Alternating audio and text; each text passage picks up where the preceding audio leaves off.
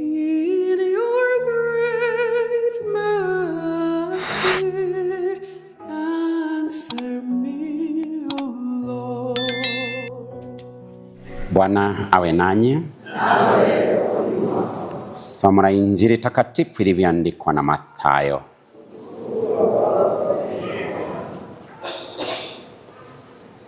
Wakati ule Yesu aliwaambia wafuasi wake, msiogope watu, kwa maana yote yaliyofunikwa yatafunuliwa na kila siri itajulikana.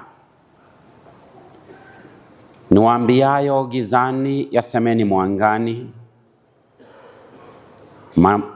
na mnayo yasikia kwa siri yatangazeni juu ya paa. Msiogope wenye kuua mwili, wasiweze kuiua roho. Zaidi mwogopeni yule awezaye kuangamiza mwili na roho katika Jehanamu. Je, mashomoro wawili hawauzwi kwa pesa moja? Lakini hata mmoja wao haanguki chini asipojua Baba yenu. Lakini kwenu hata nywele za vichwani zimehesabiwa zote. Msiogope basi, ninyi ni bora kuliko mashomoro wengi. Basi kila anikirie mbele ya watu, nami nitamkiri mbele ya Baba yangu aliye mbinguni. Bali anikanaye mbele ya watu, nami nitamkana mbele ya Baba yangu aliye mbinguni. Injili ya Bwana. Ndugu wapendwa, tumsifu Yesu Kristo.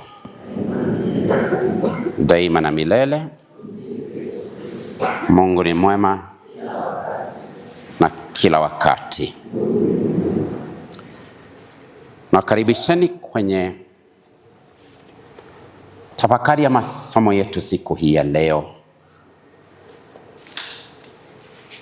ambapo tuendelea na Injili kama ilivyoandikwa na Mathayo. Na Jumapili iliyopita tulisoma Injili hii ya Mathayo mlango wa 9 ni kuanzia aya ya 36 hivi hadi mlango wa 10 aya ya 8. Na jambo ambalo tunakumbushwa katika Injili hiyo ni kwamba Yesu aliwaona watu kama kondoo wasio na mchungaji. Aliweza kuwahurumia sana hivi kwamba aliwahimiza wafuasi wake na kuambia, mavuno ni mengi lakini watenda kazi ni wachache. Na himizo ikawa, basi muombeni Bwana wa mavuno ili apate kupeleka wafanyakazi katika shamba lake. Baada ya hapo aliweza kuwapa mamlaka wale thenashara, akawapa uwezo wa kwenda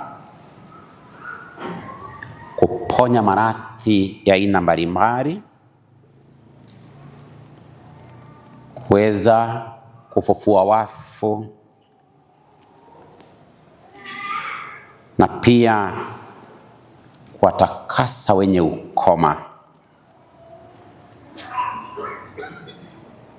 na baadaye tuliweza kupewa majina ya Hadhi na Shara aliyoweza kuwaita na wakaweza kuitwa mitume. Na maagizo aliyoweza kutoa ni kwamba wapate kwenda kutangaza kuhusu ufalme ambao umekaribia.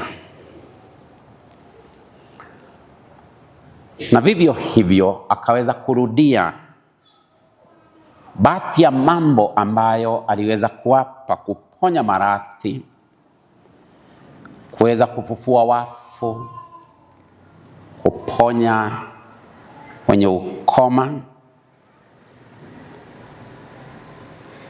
na zaidi kuweza kuelekeza ni sehemu ipi wanaopaswa kwenda,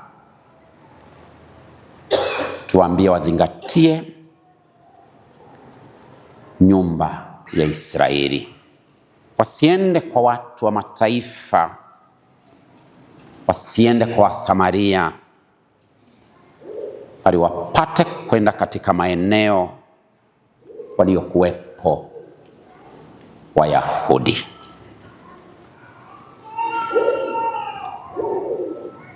Na mwisho akawaambia kwamba mmepewa bure, muweze kutoa bure. Ndugu zangu, unaposoma Injili hii ya Mathayo, imegawanywa katika vikundi 7 muhimu. Baada ya kusoma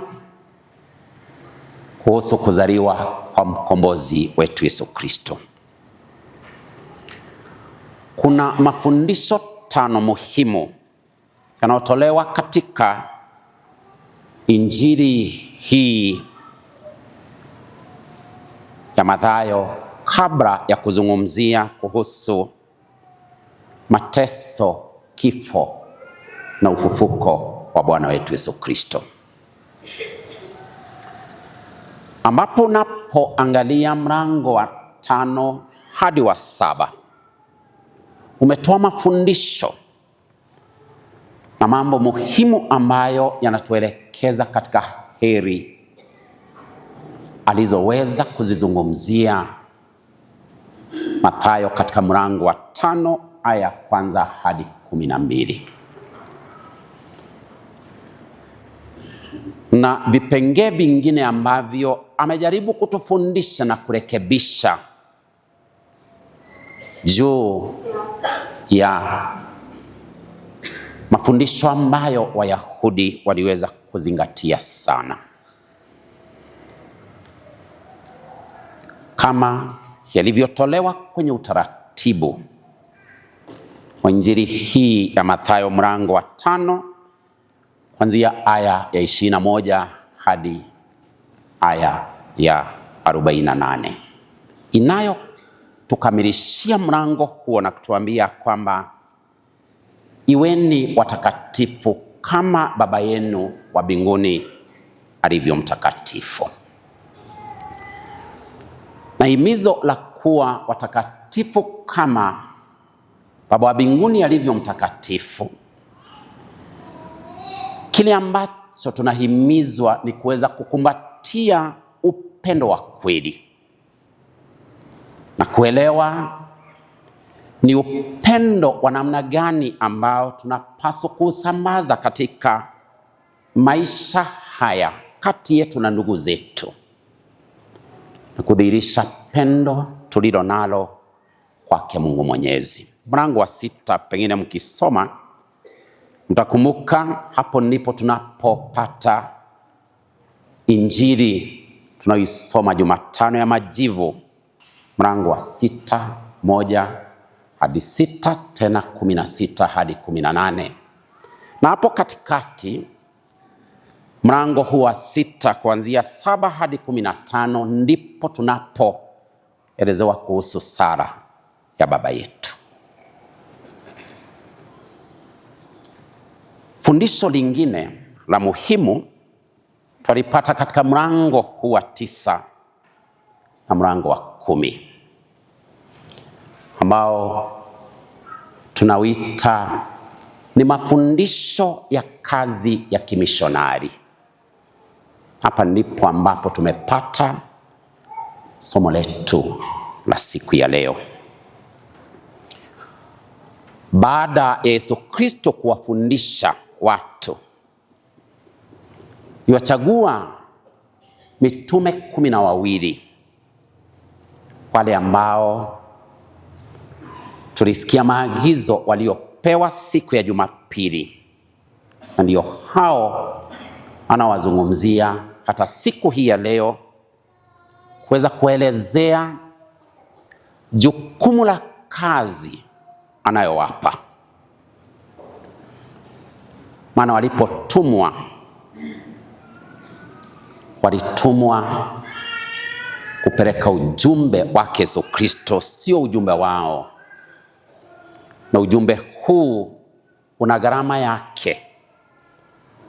Maana unaposoma maandiko, wanafunzi waliambiwa kwamba nyumba yoyote mtakayoingia isalimuni kwanza, na akiwepo mwana wa amani, amani ile itakaa juu yake. Asipokuwapo mwana wa amani, amani hiyo itawarudia. Na hii ni kutuambia kwamba sio kila mahala ambapo wataingia wataweza kufurahia amani hiyo. Kuna sehemu zingine ambazo watafika na kuweza kukosa amani hiyo, na amani hiyo itaweza kuwarudia. Na tukiwa na wazo hilo, tunaweza tukashikamanisha maneno ambayo tunayasikia siku hii ya leo, Yesu akiwaambia wafuasi wake, msiwaogope watu, kwa maana yote yaliyofunikwa yatafunuliwa na kila siri itajulikana. Hii ni kumaanisha kwamba maovu yale ambayo yatakuwa yakipangwa na maadui zao yana mwisho wake, na kuna wakati ambapo maovu yale yatawekwa wazi na yataweza kujulikana na kila mmoja. Vivyo hivyo, himizo ni kwamba tusiogope, kwa sababu mara nyingi tunaogopa watu na tunakosa kuwajibika katika wito wetu kama Wakristo, kwa kisingizio kwamba huenda tukachukiwa, tukadharauliwa na tukadunishwa, hata pengine tukachekwa. Na haya ndiyo mambo ambayo tunayapata katika somo la kwanza, wakati ambapo nabii wa Mungu Yeremia anavyokumbana na upinzani mkubwa wa watu ambao waliweza kumkejeli, kumcheka na hata kusisitiza kwamba aweze kushtakiwa. Yeremia hakuzungumza maneno yake. Yeremia alizungumza ujumbe aliopewa na Mungu. Aliwarekebisha watu na kuwarekebisha viongozi, akiwaeleza kinaga ubaga ukweli uliopo, na wasipozingatia ukweli ule, taifa hilo la Yuda ambapo makao makuu yake ni Yerusalemu, ingepata pigo lile ambalo wangeweza kujizuia kama wangeyashika maneno yake Mungu Mwenyezi. Lakini kama wahenga wasemavyo ya kwamba sikio la kufa halisikii dawa, Wayahudi hawakuweza kuzingatia mafundisho na unabii uliotolewa na huyu nabii wa Mungu Yeremia.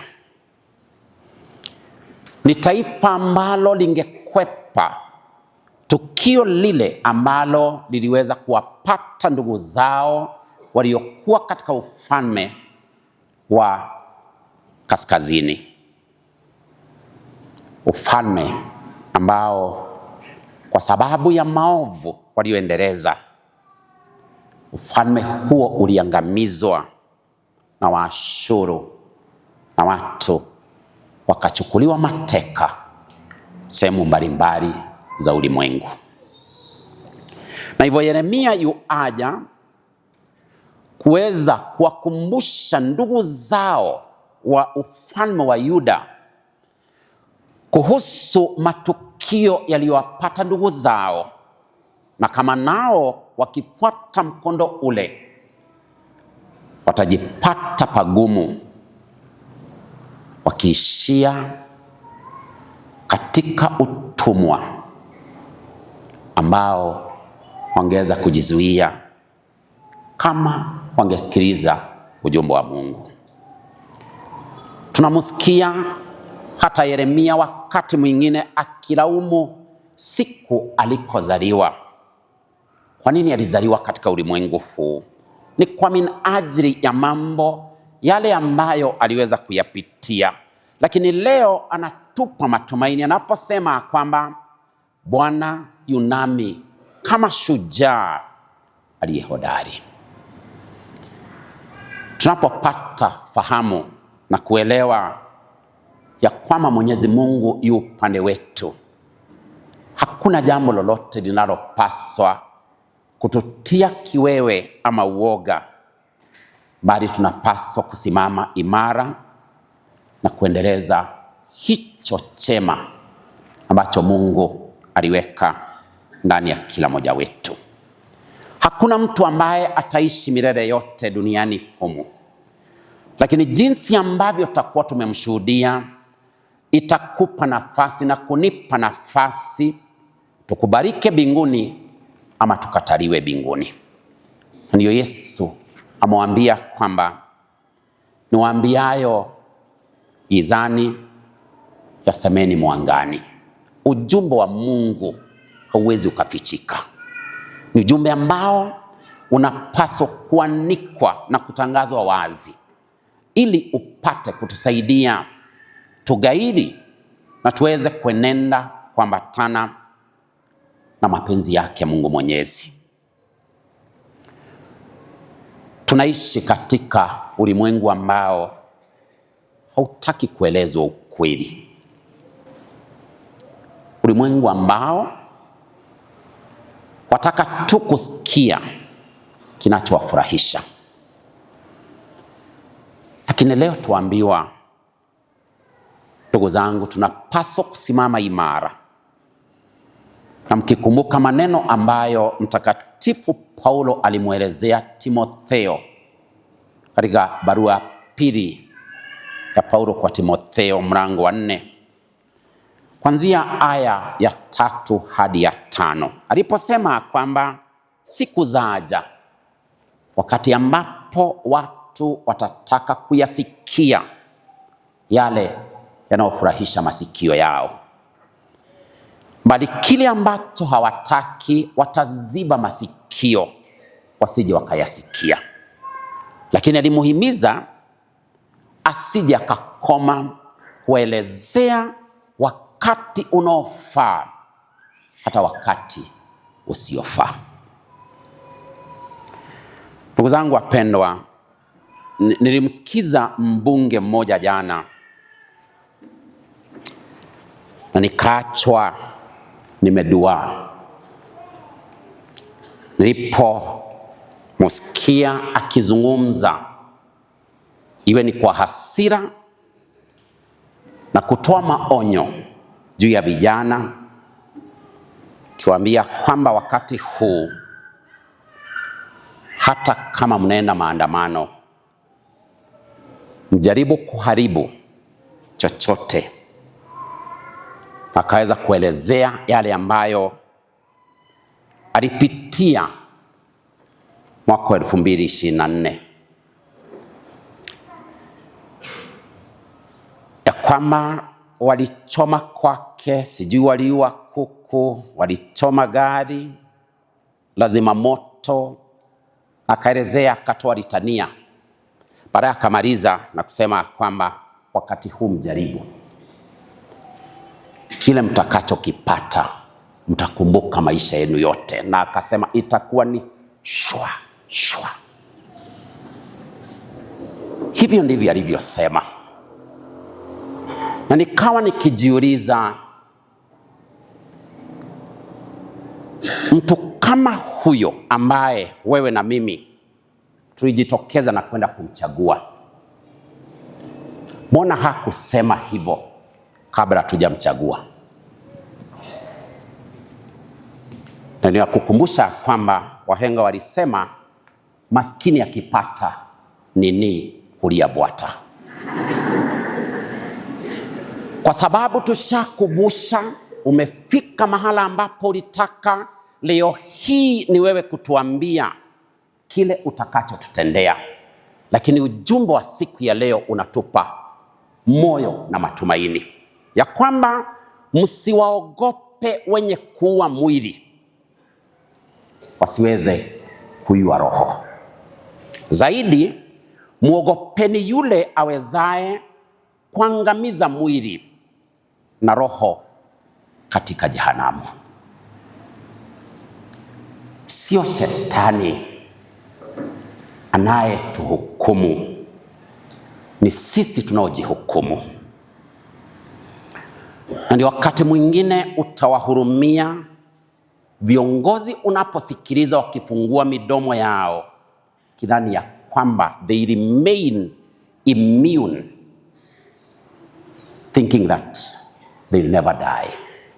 Let us remind them, Stalin lived in this world. Today he is no more. Hitler killed millions of Jews, and he only laughed when he saw the blood of the Jews flowing like a river. But he is no more. Who will escape death? Nobody. But what happens after death is what matters. Kwa sababu wauaji wamekuwa wengi. That's why even politicians have discovered a new method of survival, engaging goons who kill to protect their masters. But there is only one master who will live forever, and that is God. As much as we may pledge allegiance to human beings, mwanadamu ana mwisho wake kama vile ambavyo ana mwanzo wake. Na ndio Yesu anapohimiza wafuasi wake, msiwaogope wenye kuua mwili, kwa sababu huu mwili at a given time tutasindikizwa, na tunakumbushwa kila mwaka tunapopakwa majivu kwenye paji la uso na kuambiwa kwamba mwanadamu, wewe ni mavumbi na mavumbini utarudi. Lakini tutakapokuwa tumeondoka hii dunia, tutakumbukwa na nini? Leo tunamzungumzia Yeremia ambaye alipitia shida nyingi. Walifanya mipango jinsi ambavyo watamwangamiza. We no longer talk about them, but we talk about Jeremiah. Because the evil that people do die with them and they are forgotten in history. But the good we do will continue to resurface long after we die. Utakumbukwa juu ya nini? Na ndio msomi mmoja alisema kwamba if you have not discovered what you will die for, then you do not deserve to live. How I wish I would ask each one of you, what will you die for? And the answer, that emphatic answer should be only for Christ. Mimi siwezi nikakufa juu ya mbunge. Siwezi nikakufa juu ya rais. Siwezi nikakufa kwa sababu ya mwanadamu. Heri kufa kwa ajili yake Yesu Kristo. Tutawatetea lakini watatugeuka. Na maneno ambayo yaliweza kusemwa na Thomas More yatatia uzito hili jambo ambalo ninalisema. Alikuwa ni rafiki sana wa mfalme Henry wa 8 wa Uingereza. Lakini wakati ambapo yule mfalme hangeweza kuchukua ukweli ama kupokea ukweli uliosemwa na Thomas More, aliamua Thomas More aweze kuuawa. So today we are friends. Tomorrow we can turn out to be enemies. Because we are other animals. Animals that can turn against each other the moment we stop being rational. When we stop being rational, that is the much we can do, eliminating anybody whom we think is an opponent. Na hivyo ndivyo unavyoona katika dunia tunaoishi, watu ambao tunaogopana sisi kuliko vile ambavyo tunamuogopa Mungu. Lakini Thomas More alipokuwa anasindikizwa kwenda kuuawa, alisema kwamba I die the king's good servant, but God first. Ninakufa kama mtumishi mzuri wa mfalme, lakini Mungu kwanza. So prioritizing God in life haitatufanya tuweze kuogopa, because we are able to go beyond this life. Tuenda zaidi, kwa sababu maisha ya hapa duniani ni maisha yanayopaswa kumtayarisha kila mmoja wetu katika maisha yajayo, maisha ambayo hayana mwisho. How I wish maneno haya ya Thomas More would actually reverberate in our hearts every other day, that I die the king's good servant, but God's first. Mungu kwanza, sio wanadamu ambao watahukumiwa tukihukumiwa.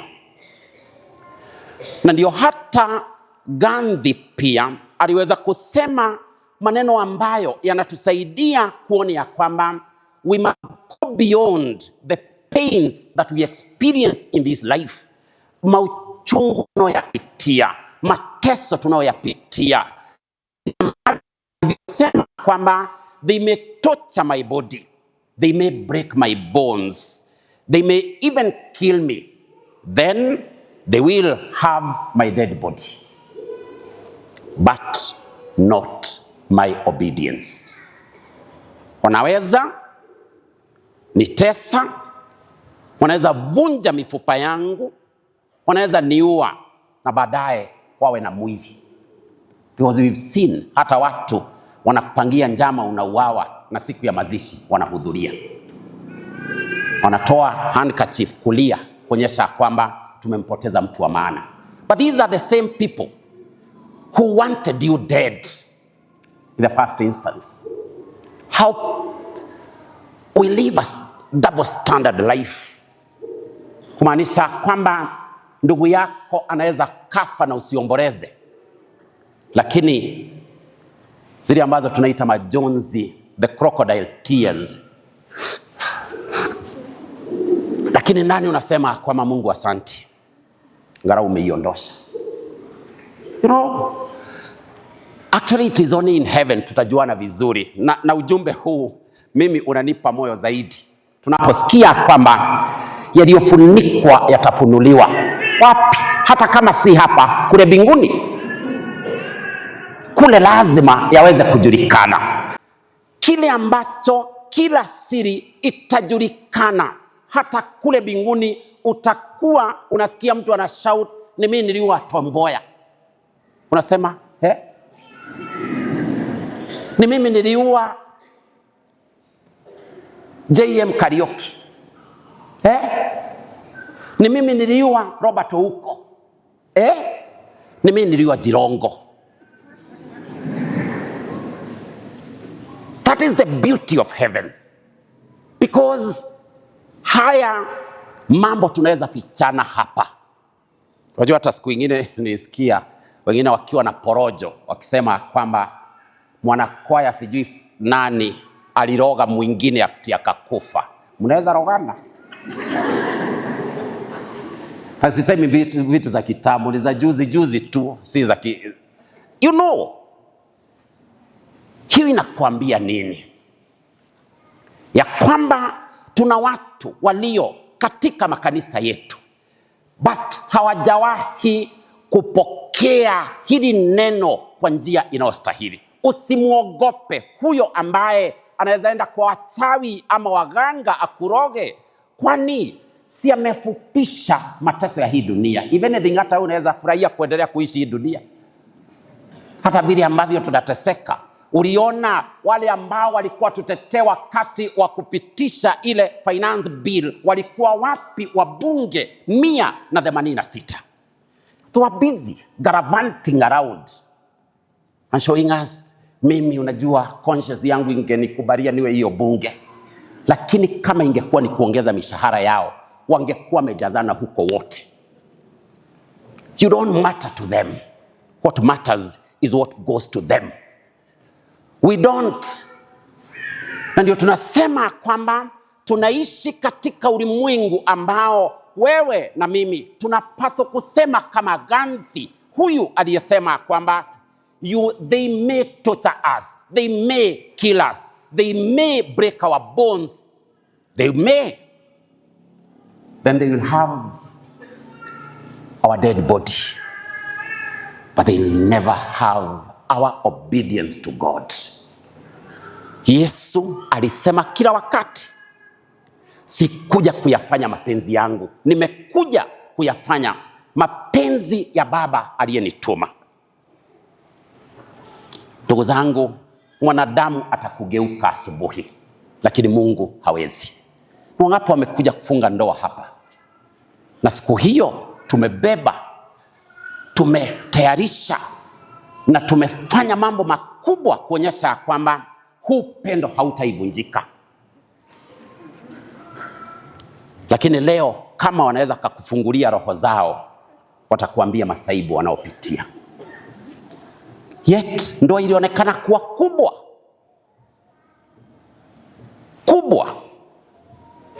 Mimi sisemi watu waogope kufunga ndoa. Tufunge ndoa kwa sababu tuko kwa ndoa. Haimaanishi ya kwamba hata sisi ambao tulichagua kuwa mapadri maisha imekuwa rahisi. Hata watawa sio rahisi. We only need the grace of God. We live by the grace of God. Marriages will stand because of the grace of God. Even the vocation will stand because of the grace of God. Na ndio tumekumbushwa madhara yaliyosababishwa na wazazi wetu wa kwanza. Dhambi iliingia duniani kwa sababu ya tamaa, ulafi na uroho wa mwanadamu. Usile haya matunda na unakaa kuzunguka kwenye ule mti. Miti hujamaliza huko, lakini saa zote unakuja kuzunguka kwenye huu mti ambao umeambiwa usile hapa.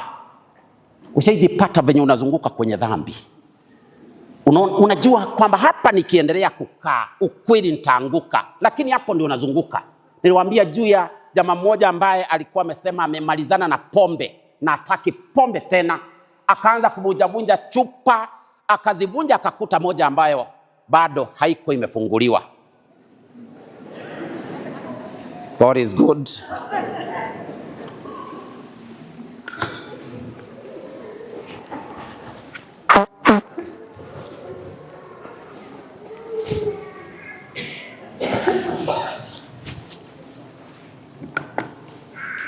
Napo ndio jaribu kujia. Kaiangalia, kakumbuka alikuwa ameanza kusema nini.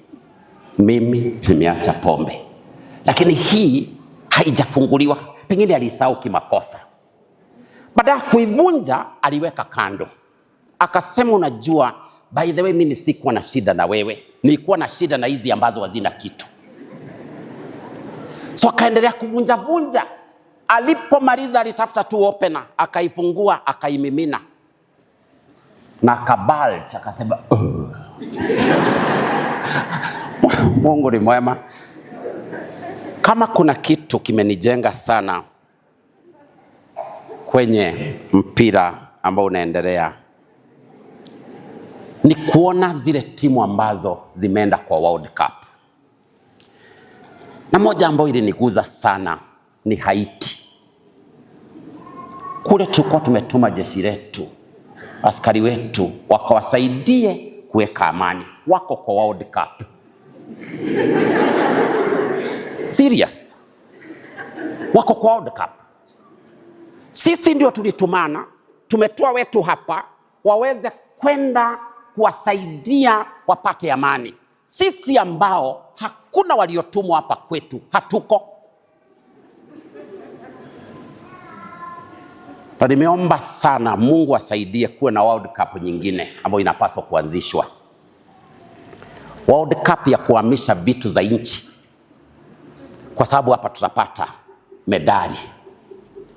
Kama ni kuhamisha, sisi tunajua kuhamisha. God is good.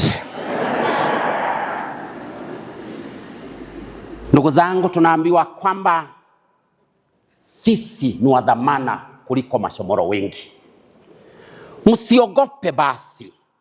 Ninyi ni bora kuliko mashomoro wengi. So all that we are being told here is about the divine providence of God. God is the one who gives us. Sio kujichukulia. Nataka kuambia kama rasilimali zote ambazo zinapatikana katika nchi hii zingetumika vile ambavyo vinapaswa kutumiwa, hakuna mtu hapa ambaye hangeweza kufurahia kuwa Mkenya. Lakini leo tunavumilia kuwa Wakenya. Tunavumilia juu hakuna, hatutaenda Tanzania. Tukifika huko tutaambiwa rudini kwenu. Tuende Uganda tukute ya kwamba sio kuzuri tena, tutarudishwa hapa. Haribu zaidi, enda South Africa. Uliona vile ambavyo walifurusha watu ambao sio huko, wakiwaambia rudini kwenu. Kama kila mtu angeambiwa rudi kwao, nani angebaki hii dunia? Hata hapa si kwetu. Kama kungekuwa kwetu, hatungekufa. Tunakuta ya kwamba ujinga mwingine. Jana nilisikia tena mwingine akisema kwamba ninyi wa Kikuyu mnajigamba sana. Na sisi ndio tumwasaidia kupata wale watoto ambao mko nao. Nikasema, by the way, hata ni kuzuri. Kama wametusaidia, ama wamewasaidia wa Kikuyu kuwa na watoto, basi kwa nini basi uchochee mtu dhidi ya mbegu ambayo wewe umeitoa? Umepeana mbegu, si ndio? Hamjambo. Mungu ni mwema. Mbona uichochee iuawe? Kwa sababu ya kuongea hiyo lugha. Kwenye mikutano tunajigamba tukisema kwamba ninyi mnajigamba na ni sisi tumewasaidia kuwa nao watoto. Nikasema, how I wish would actually respect every child who comes into this world.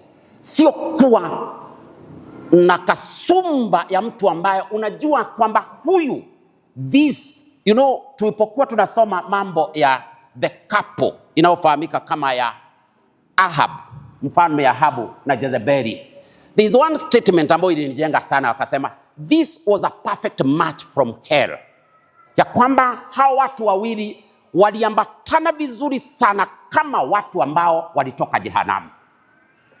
Kuna mtu ashai kuona kaona hii ni jehanamu inatembea? Mungu ni mwema. Ya kwamba yale tunayoyatenda yanadhihirisha wazi matendo ya jehanamu, kwa sababu hatutaki watu waweze kupiga hatua katika maisha. Na ndio tunapojirudia, ndugu zangu, tunaitwa kwamba tuweze kutoka katika mahala ambapo mwili huu unaweza katufikisha, tuweze kusonga katika ile hatua nyingine, mahali ambapo roho zetu zinapaswa kuwa. Maana roho yako na roho yangu ni mali yake Mungu Mwenyezi, inayopaswa kumrudia bila kutatizwa na huu mwili. Bila kutatizwa na huu mwili. Roho zetu zinatatizwa na mili yetu. Ndio unakuta ya kwamba tunaegemea kwa dhambi, tunaishi katika dhambi, tunaogelea katika dhambi, ila hali Mungu ametupa nafasi. Even in the code of canon law, the last canon inasema kwamba the church is there for the sanctification of the souls. That is the sole purpose of you and me being into this world. Ya kwamba ni kusaidia katika kutakatifuza roho za watu wale ambao tunatangamana nao katika haya maisha. Sipaswi kuwa kizuizi kwako, hupaswi kuwa kizuizi kwangu kumfikia Mungu muumba wetu. Na hivyo tunapotambua hayo, ndugu zangu, haya maisha yatakuwa mazuri sana. There is this joke ambayo shetani alienda kwa mlevi, akaingia nule muovu. Mlevi akaona shetani, lakini hakuzidi akitilia maanani ati shetani ameingia kwake. Na shetani akauliza huyo mlevi, wewe unajua nani amekuja hapa kwako? Akasema, si ndio. Ni nani? Si ni shetani.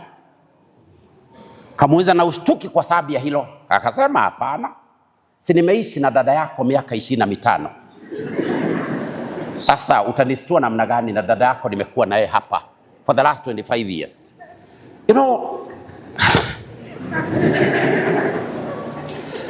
Ndugu zangu, ni wakati ambapo mimi, unajua kuna huyu goalkeeper wa Cape Verde.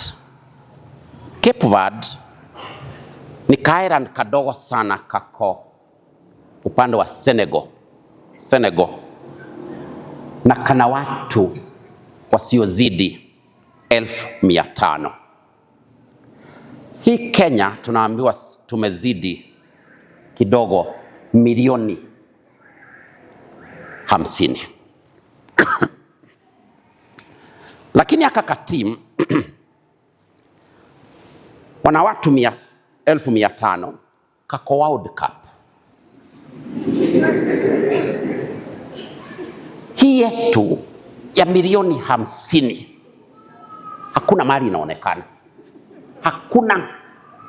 Na nikasema yenyewe sio wingi kwa watu utakao kufikisha mbinguni, ni kile unachofanya na uchache ama udogo uliojaliwa na Mungu. Kama watu 1500 wanaweza kujipanga mpaka wapeleke timu kwa World Cup, sisi ambao ni milioni 50 hatuwezi enda. Unataka kuniambia ni kwa nini? Kwa sababu hata talanta ambazo zinaonekana hapa tunazimaliza mapema ili tubaki kwenye uongozi. Lakini nataka kuwapa matumaini leo. Kuna huyu Kardinali ambaye alifahamika kama Thomas Wolsey. Na Thomas Wolsey alikuwa ni kardinali aliyepata umaarufu mkubwa sana, na kwake alichagua kumtumikia mfalme kuliko kumtumikia Mungu. He was brilliant, a very good mind in the church, well polished, but the choice. Akachagua kumtumikia mfalme, na alipomtumikia mfalme Henry wa 8 alipandishwa cheo, kwa sababu wafalme siku hiyo ndio walikuwa wakichagua nani atakuwa nini. Na huyu kardinali alikuwa mpaka na ikulu yake. Alikuwa ni wa pili katika ushawishi kwenye utawala wa mfalme Henry wa 8. Lakini wakati ambapo Henry wa 8 alimpa taraka mke wake, eti kwa kisingizio hapati watoto wa kiume, na akataka kuoa mwingine akidhania pengine watapata mtoto wa kiume, alimuuliza huyu kardinali azungumze na Baba Mtakatifu aweze kukubaliwa kuoa mke wa pili kanisani na kumpa taraka wa kwanza, licha kwamba walikuwa wamefunga ndoa kanisani. Hata urafiki wao haungeweza kumshawishi Baba Mtakatifu wakati huo kubadili nia na msimamo wa kanisa, na hivyo hata huyu kardinali alishindwa, na baadaye akaambia mfalme, haiwezekani, sheria ya kanisa yasimama na haiwezi kubadilishwa kwa sababu yako. Urafiki wao uliishia hapo. And let me tell you ya kwamba wakati ambapo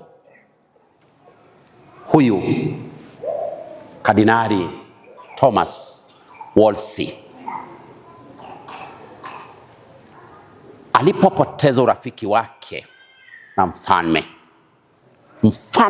kwa kiburi, majivuno na ubambe wa utawala, aliamuru huyu kardinali auawe.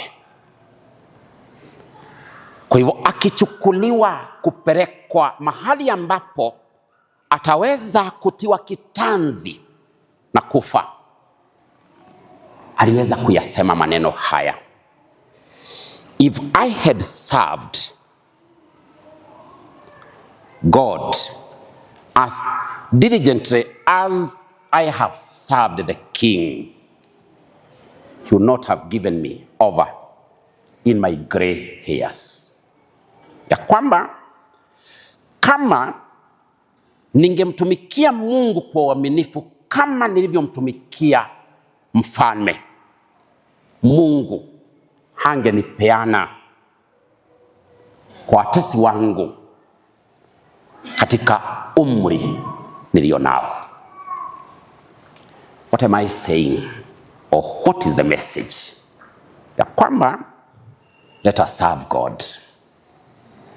Don't serve human beings who can disappoint you anytime. Serve God. Na unapomtumikia Mungu, tunaposema kwamba uchaji wa Mungu, tunaambiwa, tunapoelezewa kwamba kila anikirie mbele ya watu, nami nitamkiri mbele ya Baba yangu aliye mbinguni. It means ni lazima tuwe tayari kudhihirisha ni nani anayetawala haya maisha. Haya maisha si ya monyaka. Haya maisha ni zawadi ya Mungu. You choose between me and God. I would actually choose God. Na huwa ninasema hata leo nikajua huu padri hakuna penye unanipeleka, nitaacha na munione nikitembea hii Nakuru, kwa sababu siko hapa niwafurahishe, niko hapa nimfurahishe nani? Nimfurahishe Mungu. And I think it applies to each one of us. Ni Mungu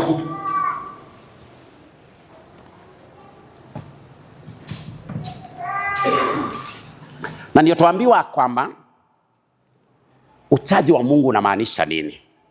Ni hofu ya kumchukiza Mungu kwa dhambi, kwa vile mtoto mwema anavyoogopa kumchukiza mzazi au mlezi wake. Tunapokuwa na that fear of God, we don't fear God because he will condemn us to hell. No. I've said, sio Mungu anayetuhukumu kwenda kwa shetani, ni sisi tunaojihukumu kulingana na yale mambo ambayo tunayachagua katika haya maisha. Tunapochagua kuishi katika masengenyo, tunapochagua kuendelea kuchochea watu, kuchochea ghasia, hata hawa ambao wanachochea watu dhidi ya mambo ambayo hayapaswi. Nimwambia kuhusu huyu ambaye aliweka kumaanisha watakatwa ama watauawa. If anything, that is nothing new in this country. Nothing new. Si tumeona watu wamechochewa na watu hata wamechomewa kwa kanisa. Na watu bado wanatembea wako huru hapa hii Kenya, lakini wewe iba kuku. Iba tu kuku. Kule rumande utakaa. Una mtetezi? You can buy freedom with the money you have, but you'll never buy heaven. Never buy heaven. You can castigate others, but you'll never castigate God. Ni Mungu ndiye anayesema dakika ya mwisho. Na ndugu zangu, kama kweli tunataka siku moja tukutane mbinguni, let us serve God. Huyu kardinali aliweza kusema, if I had served God as diligent as I served the king, he would not have given me over in my gray hair. Hangenipeana. Na Mungu hatupeani kwa shetani. Ni sisi tunaojipeana kwa shetani. Tujitoe kwa shetani. Hivyo unapoambiwa kwamba tunapoambiwa kwamba msiogope, fear not. The opposite of fear is courage. We must stand to condemn any evil that happens in our society. Sio wale ambao wanasikia kwamba hapa kuna watu watakandamizwa, kuna watu ambao hawatapeleka chochote nyumbani kwa sababu licha ya kuwa tulichagua serikali ya hasra, lakini hasra ndio leo anateseka. Is the one suffering. Businesses are dying. People are closing businesses. Why? Because hakuna kitu kinachobaki. Yet we are quiet. We cannot tell the truth because we fear. Unaambiwa kwamba hata sijui utapata zinaitwa aje? Subaru. Siuogope Subaru ambayo inaweza toka mbinguni. Hizi za huku zina mwisho wake anyway. Utaka kunyamaza kwa sababu unaogopa. Kwani nani atakufa mara mbili? Kukufa ni moja. Tuseme kama Mtakatifu Polycarp alipokuwa amekamatwa na akapewa nafasi ya kuhurumiwa, alipoambiwa kwamba mkane Kristo. Yeye alisema kwamba miaka 86 amekuwa mwaminifu kwangu. Mimi ni nani nimkane? Wakati ambapo hata sina maisha marefu ya kuishi hii dunia. Nani ujua ataishi miaka mingapi? Hakuna. Unaweza niua leo, kumbe yangu ilikuwa imefika leo. Tunaweza tukakuacha, baadaye tunaona ukisindikizwa na tushetani tudogo ukipita mbinguni ukisema, gai kafaigio kitetene. Hili ningekuja mapema. Pengine hiyo mapema ningekuwa wa hapa. So, simama imara. Wacha nisimame imara. Sisi wote tusimame imara. Tutangaze ukweli ambao unapaswa kuendelea kututangaza kama mashujaa wake Yesu Kristo. Kuwa shujaa wa Yesu. Na unapokuwa shujaa wa Yesu, hautaaibika. Mbinguni tutakutana. Mungu awabariki.